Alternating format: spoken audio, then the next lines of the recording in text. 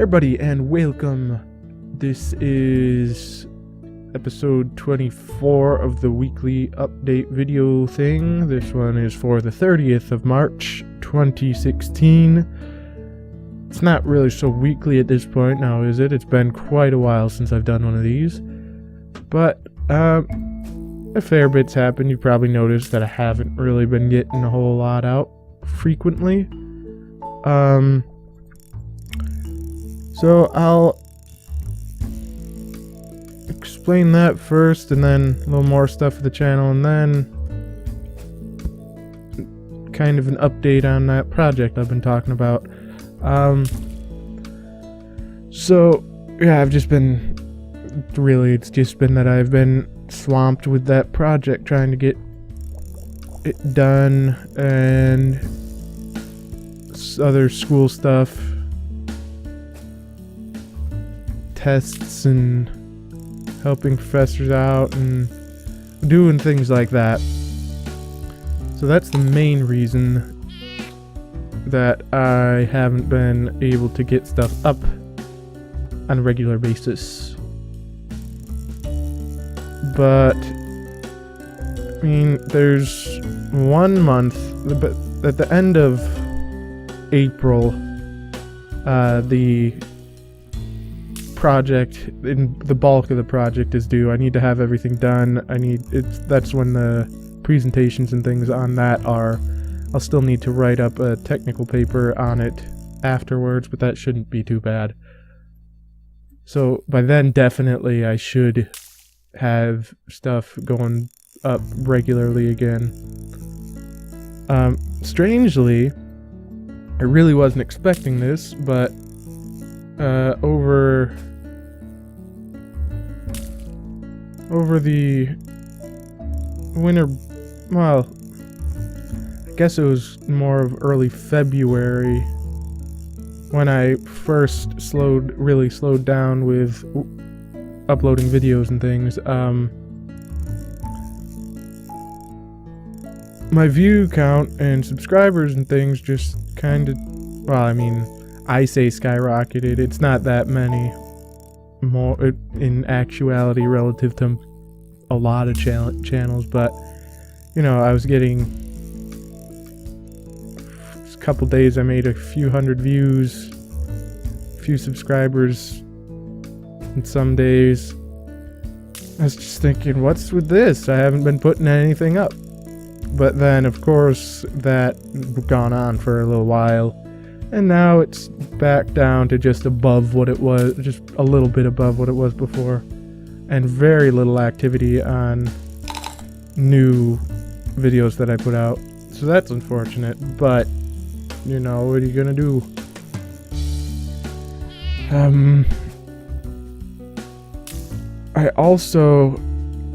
mean, it's kind of good news, bad news. One of the days that I was walking up the stairs, I hold my laptop down near, it hangs down, so it's pretty close to the stairs when I'm walking, and I stumbled on a step. It swung a couple inches, maybe half a foot to a foot, and hit the stair right where my mouse was plugged into the little dongle. And so I opened up the bag. I was like, okay, just to assess the damages. It's like, okay, not too bad. But then I saw the dongle. Well, I didn't really see the dongle. It was just flush with the side of the laptop. I was thinking, that's not very good. So I spent a little while just pulling that out. So now there's just kind of a hole there where there was a USB port. But that's also the USB port that's on that little, say, sound card. I think it's probably just more of a little, it's a sound card with a USB port and a couple other things. So while I was in there tearing that out, I also kind of pressed in on the cables connecting it to the main board, the motherboard of the laptop itself, and it didn't seem like it was loose, but then I used some 16th inch jack headphones and the staticky sound was gone.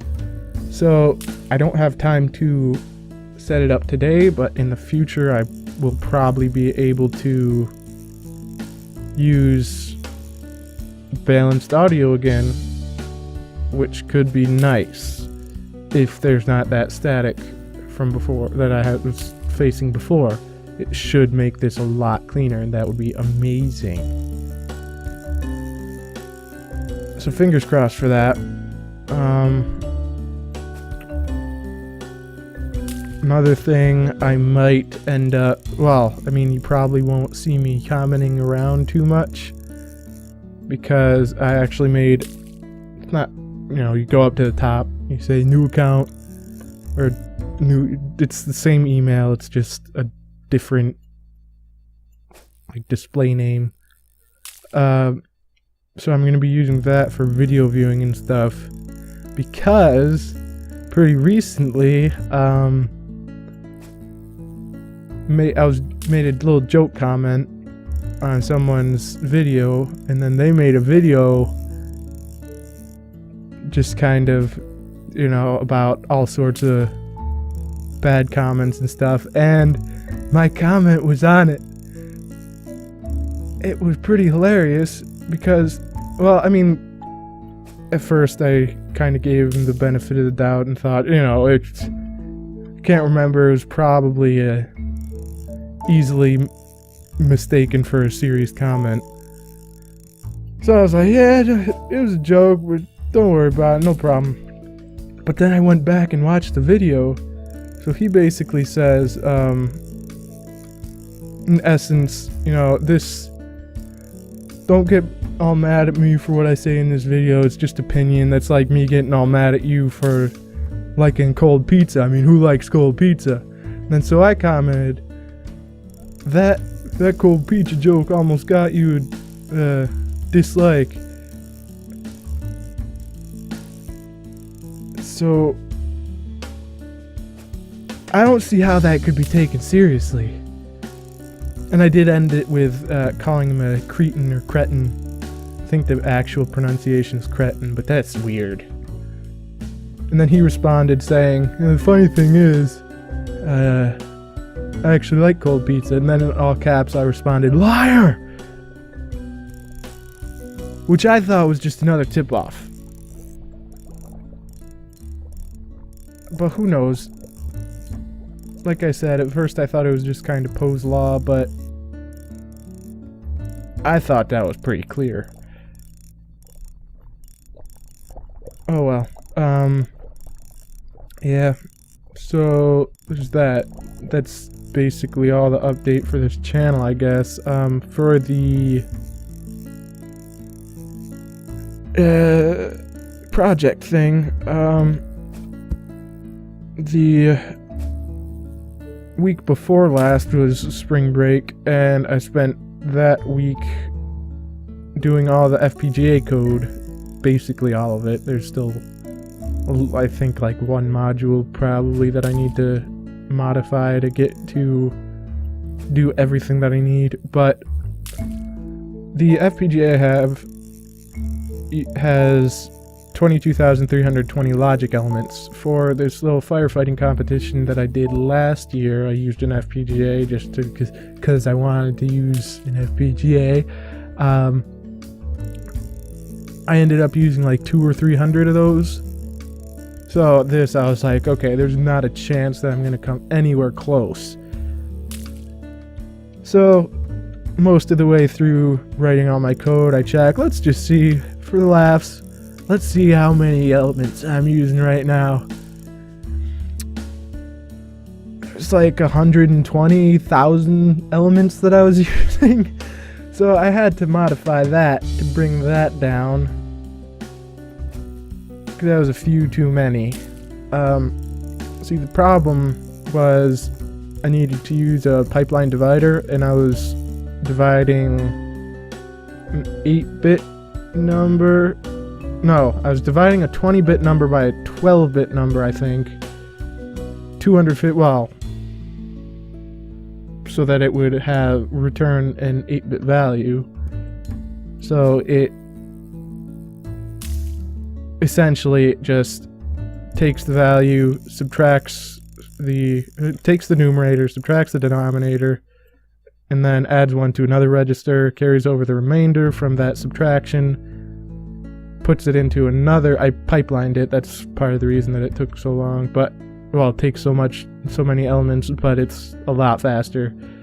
And then in the next clock cycle, that goes into another instance of that same first thing, subtracts again, adds one, carries both of those over, same thing, 256 times. So each clock cycle it does do 256 operations, because once the first one moves into the second one, a new one can go into the first one. And then once the second one goes into the third one, that first one can go into the second one, and a new one can go into the first one. So it's really fast. It's got a latency of those 256 clock cycles, but that wouldn't be any better if I had just made a massive module that does all of it. It's just nothing would go back into it. So that itself takes around 10,000 of those. So I had, at that time, I had 9 of those. No, it used like 12 to 15,000. So I had 9 of those, so that's what brought it way up. And I mean, the full project, if I were to get everything done that I'd want to, that would take 20 of those. And I had a little moment that made me feel smart, though, because I thought, okay, there must be a more efficient way to make these dividers. So I Google it. First resource is an MIT resource, and they did it the same way I did. So that felt nice. Yeah, and so that's mostly it. I ended up just making it so that it actually pipelined the inputs of each of the things. Instead of instantiating it 9 times, it does one of them, and then the second one goes in, and then the third one goes in, and the fourth one goes in, you know, like that. It's great. But yeah, I'm out of time right now. I gotta pack my stuff up because my ride's gonna be here any minute. Thank you all so very much for watching. I think I might hear him coming in now. But I'll see you in the next episode of whatever it is you decide to watch that I'm in. Goodbye. The FTL stuff's pretty good, so you should check that out.